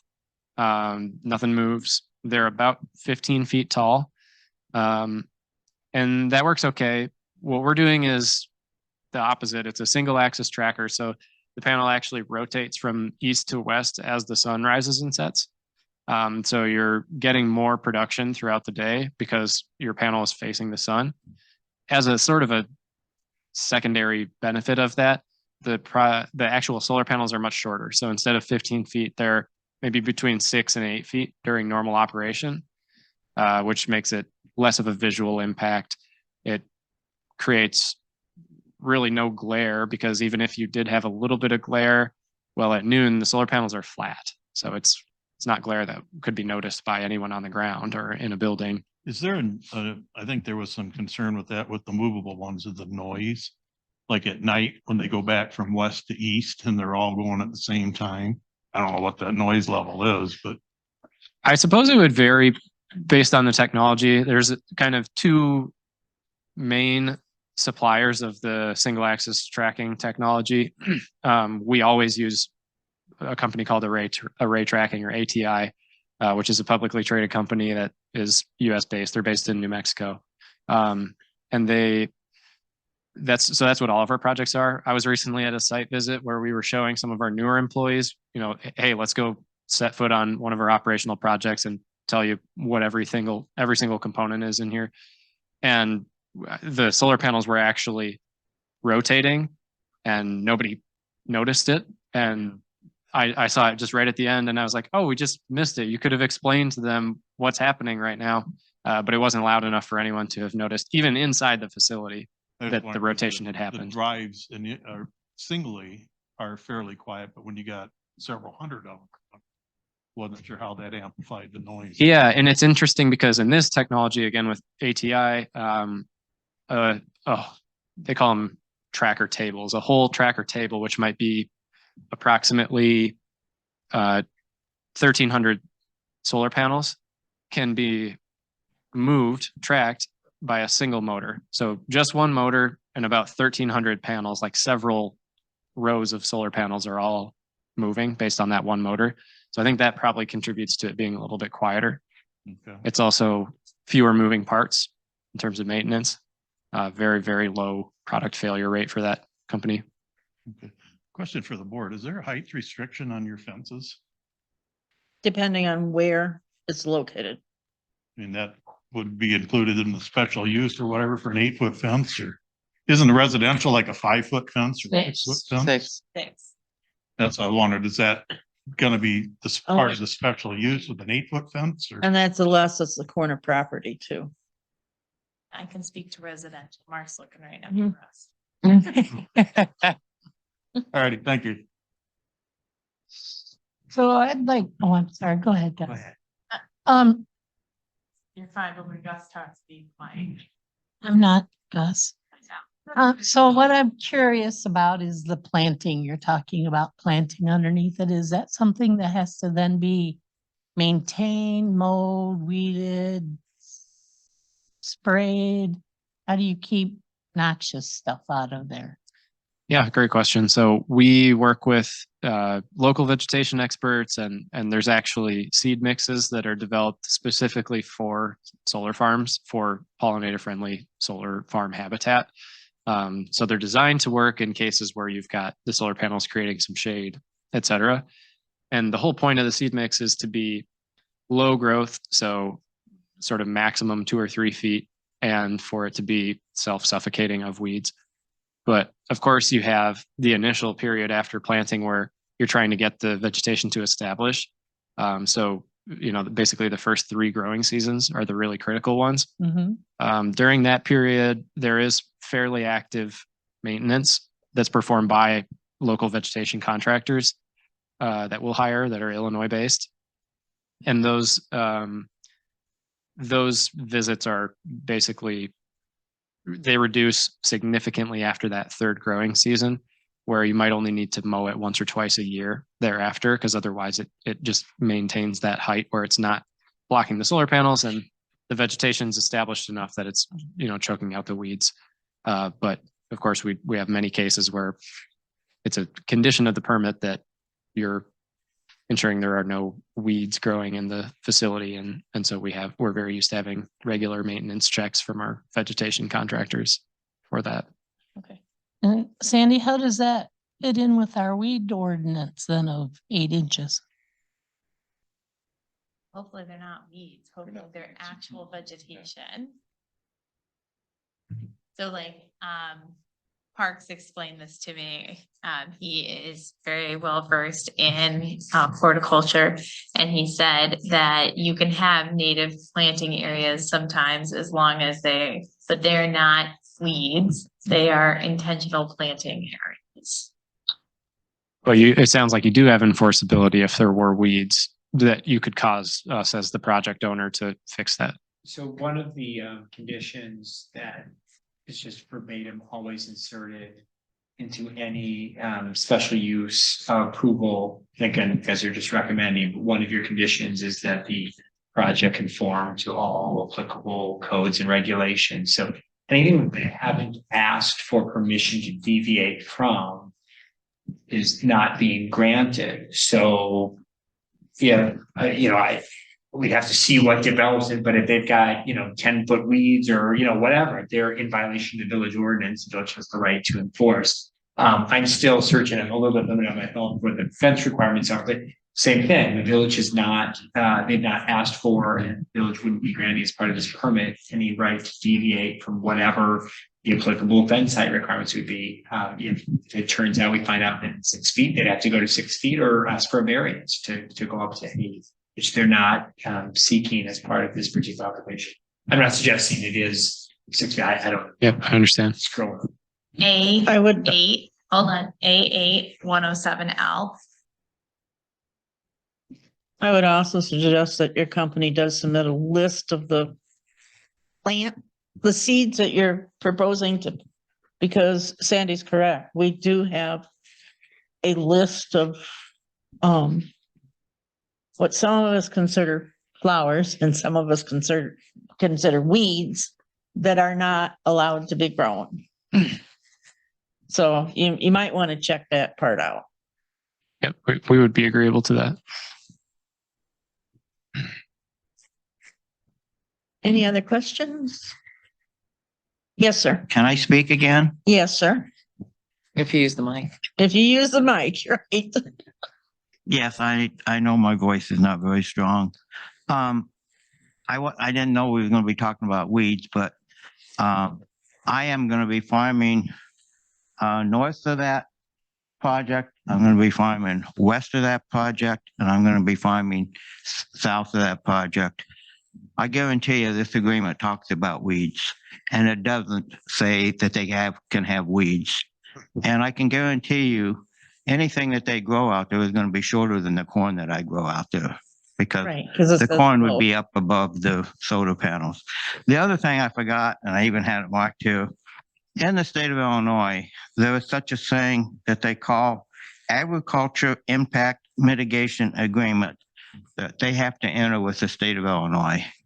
And my agreement and that agreement talks about decommissioning, and they have to put up bonds to decommission it at certain time periods. And that mitigation agreement, I was given a copy of it with the other solar farm in Lee County. But I am sure it is on the internet. So, and if it's not, I'd be happy to share the one I have. I don't have it with me tonight because that's in my file for Lee County. But my agreement talks about that. And, specifically, this is the agreement and I just read it. So I just wanted to say that. I mean, I'm part of this community too.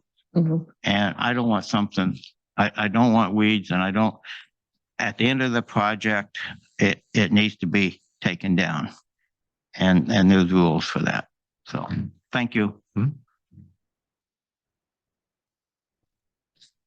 Any other questions? Any discussion among board members?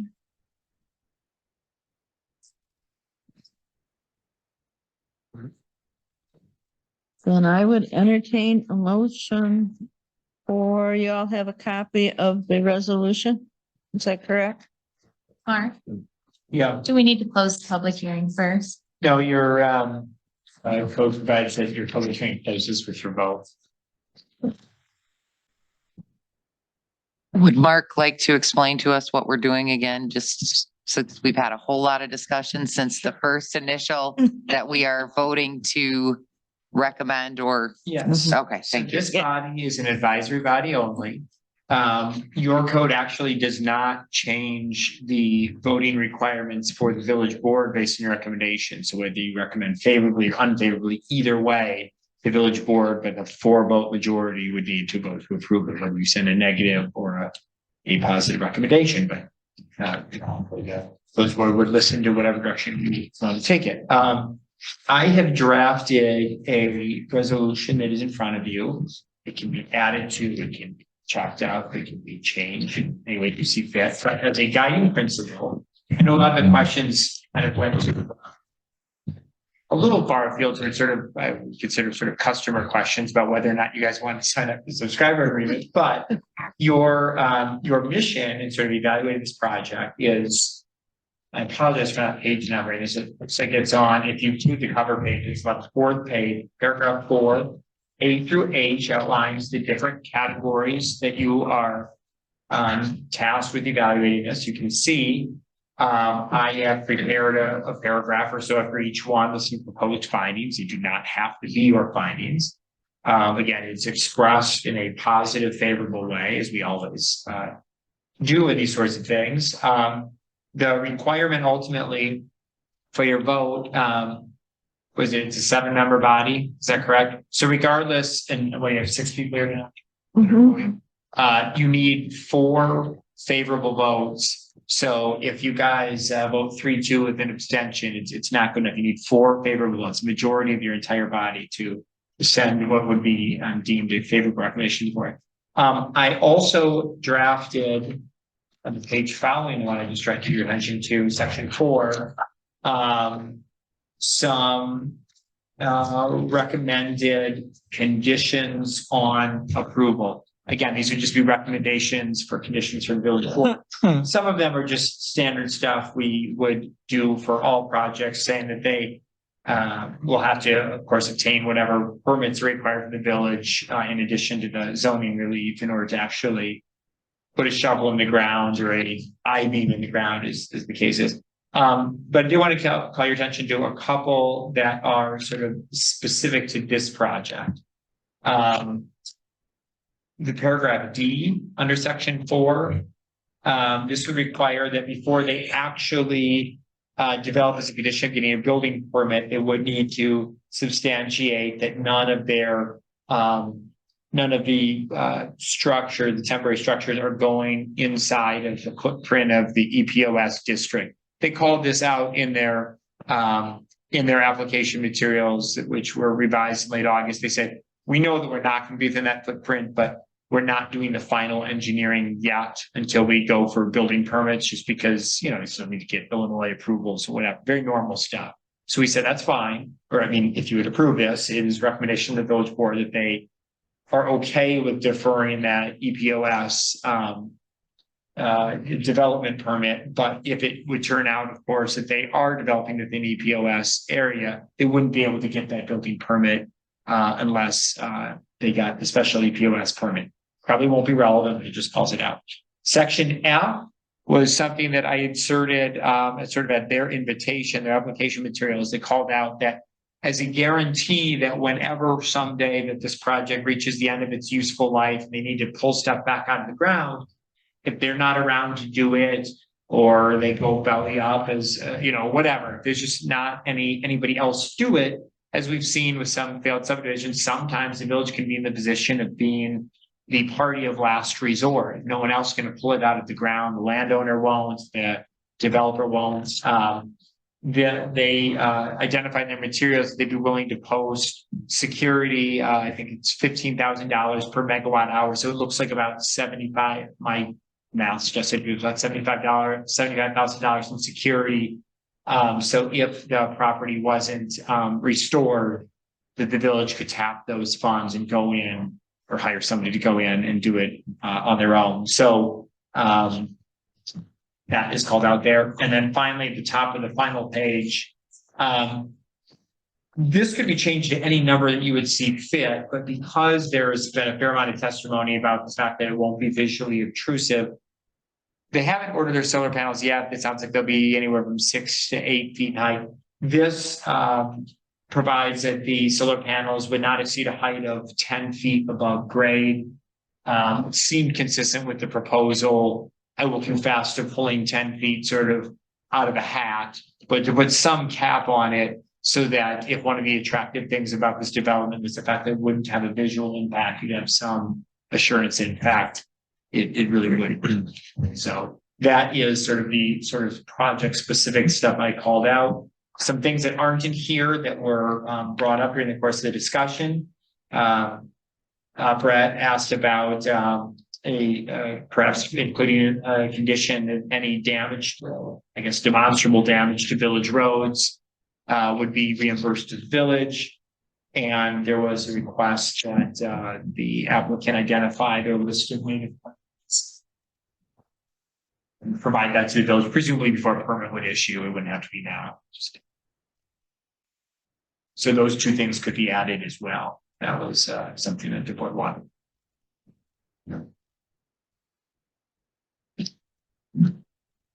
Answer your question? Yes, I just want to make sure we were all on the same page. Ms. Chair, is it permitted for me to clarify a couple of things that I just heard there?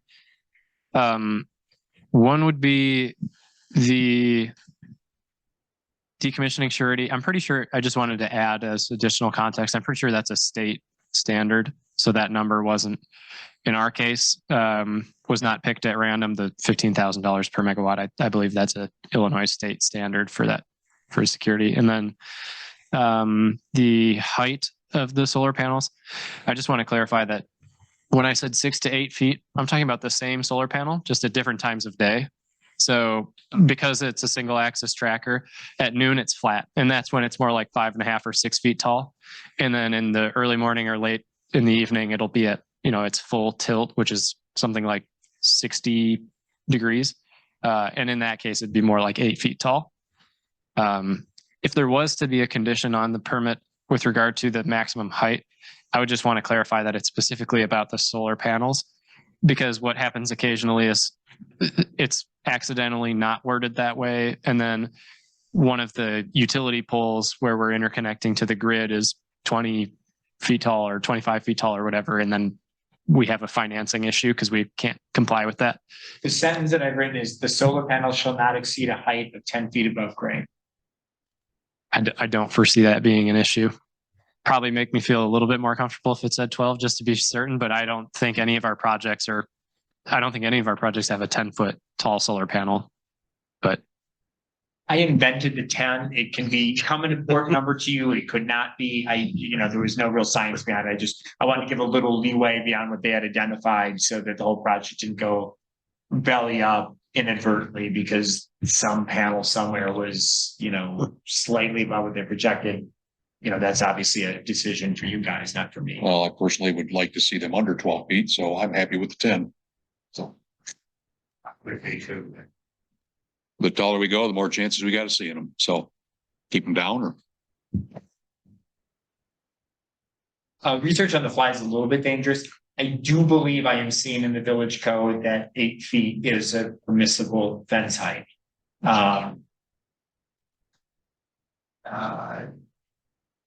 So I like research on the fly and I came up with the same answer.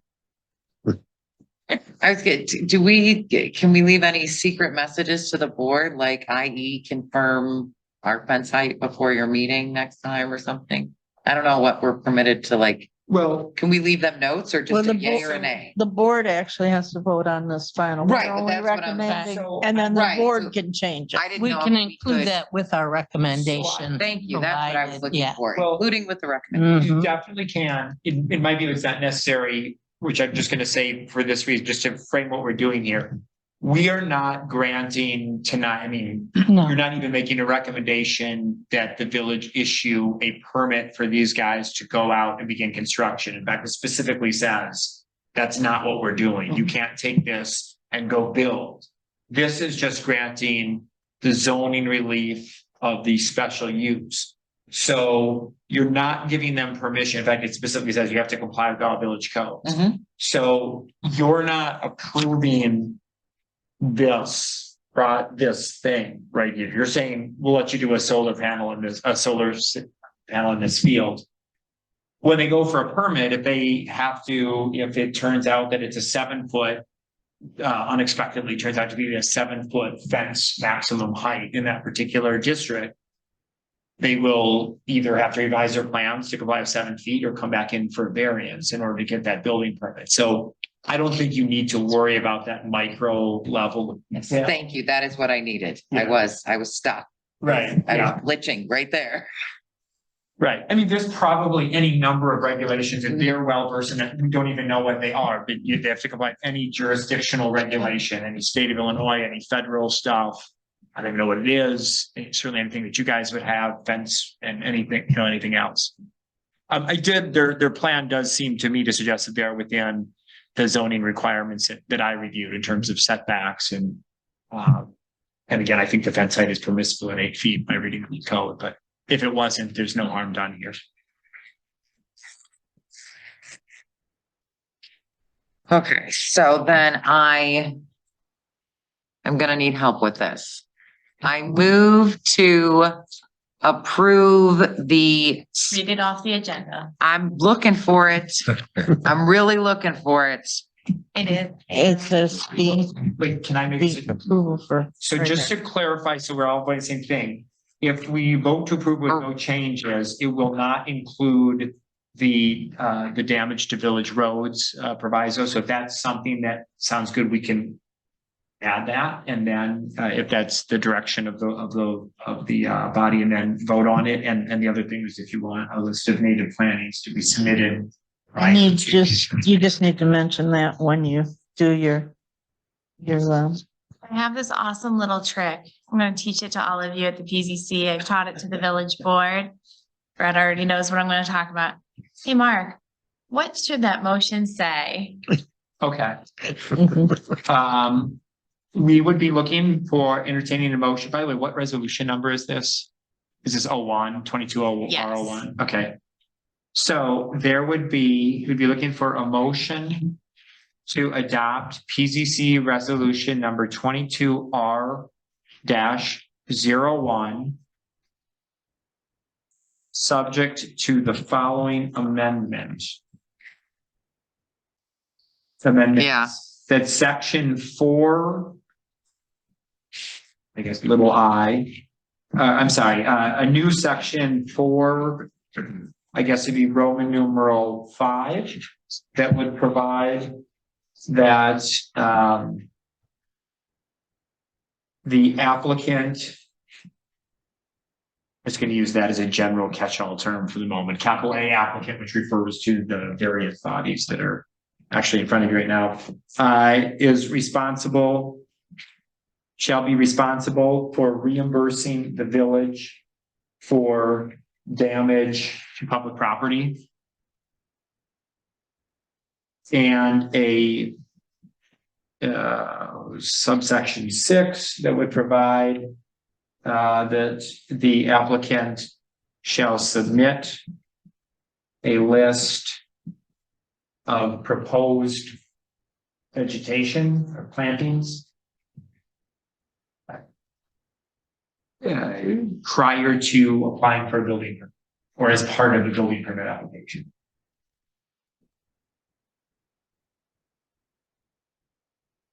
Oh, So no one has to repeat that. Someone would just Nope. say, I make that motion. that's exactly what I was going to teach. I make that motion. Yeah. entertain a second. Second. All those in favor? No. Oh, You. roll call. Sorry. Jennifer, You're gonna do me first. Abstain. David, Yes. Greg is absent. Fred, Yes. Nancy, Yes. Mark, Yes. Glenda. Yes. Five, yeah, yes. We have 4 yeses and abstention, which goes with the majority. So either way, you've got enough, it's an approval. It's a favorable recommendation.